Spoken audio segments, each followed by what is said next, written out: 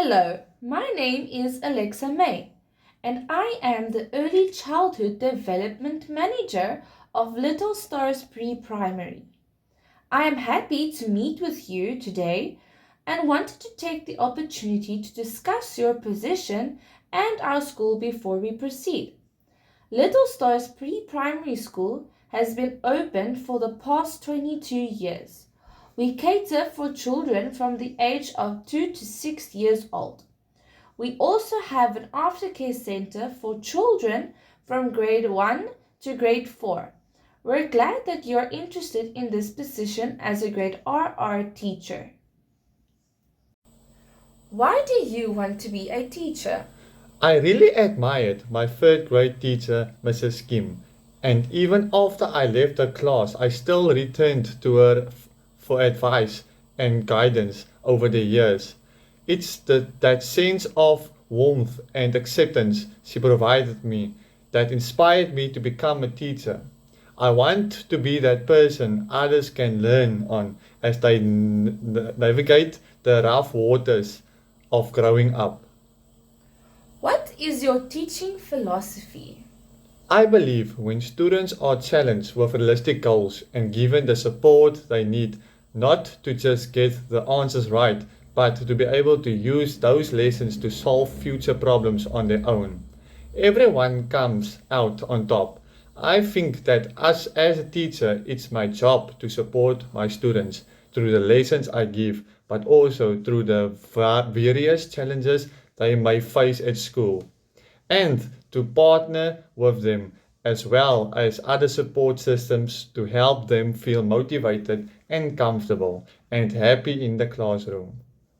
What role does discipline play in teaching and what is your approach? I believe that a teacher can't be effective without the right disciplinary approach. I prefer to explain what's expected of my students. What role does discipline play in teaching and what is your approach? I believe that a teacher can't be effective without the right disciplinary approach. I prefer to explain what's expected of my students so they they are set up for success. Without discipline, there won't be respect and keeping students accountable may be difficult. I've found that a reward system is the best method for avoiding bad behavior.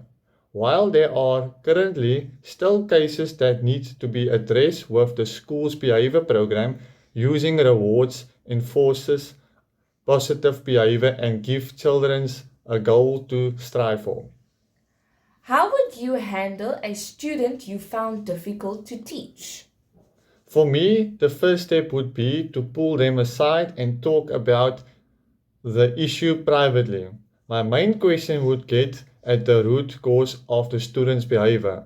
Once I know that, I try to work with them to come up with a solution. How do you motivate students? Positive reinforcement is super important to keep a student motivated. So, one thing I like to do is throw out rewards of bounces when they perform especially well. This could be handy or a star or a sticker or even just a compliment. Whatsoever I What can you bring to our school that makes you unique? I love science and exploring the nature world beyond the borders of this classroom. For that reason, I started an after school explorers club at my last school. We would go on nature hikes, visit museums, and invite local scientists and to come speak to us about what they've been working on and on their research. What frustrates you the most in a classroom? I get frustrated by the kids who think they're too cool for the school and who float through their days doing as little as possible. The same sentiment applies to the teacher who play into that attitude, rather than turn that frustration into anger or simplify ignoring the issue and waiting for a slacker to drift through a year in my class. I turn that frustration into a challenge for both the student and me. What do you learn about your students to ensure that you are the best help? I want to make sure I spend time getting to know each student, learning style. With that, I can ensure that I use the right range of strategies during core lessons and that I can adjust my approach during one-on-one sessions when the need arises. Beyond that, I also try to learn at least one key interest that each student has, even if it isn't related to my subject. That way, I can incorporate details that align with those interests on occasions. If you had to describe your teaching style in one word, what would it be and why? If I had to describe my teaching style in one word, I'd have to pick agile. No two students are alike, so I know the value of keeping on my toes and pivoting my approach to ensure every child gets an exceptional experience. How do you handle a parent that blames you for a child's poor performance? If a parent feels I am responsible for a child's poor performance, my main goal is to remain calm and professional during the conversation. I strive to maintain a fact based approach. After ensuring they feel heard, I concentrate more on working with them to find a solution that than anything else. It's not about placing blame. It's about developing a plan that will help their children thrive. How do you evaluate your students? I use both formal and informal methods. In evaluating my students, I also include tests and examinations. I also grade students in class activities like group work, reports, resolutions, desk work, etc. On the first day of school, how would you get your classroom ready? I first of all try to create a welcome environment for the kids like a welcome sign, labeled desk, etc. To help students feel homely and create a great sense of excitement among students. I then make the grounds rules and paste a list of rules and consequences to be handed by the students to help start on the right foot.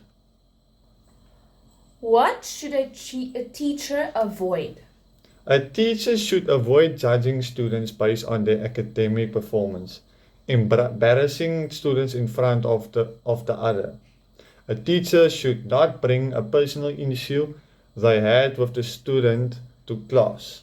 The teacher should give tasks to students based on their potentials and always avoid dominating their students as well as avoiding assumptions that the students' assimilation powers are equal to their own.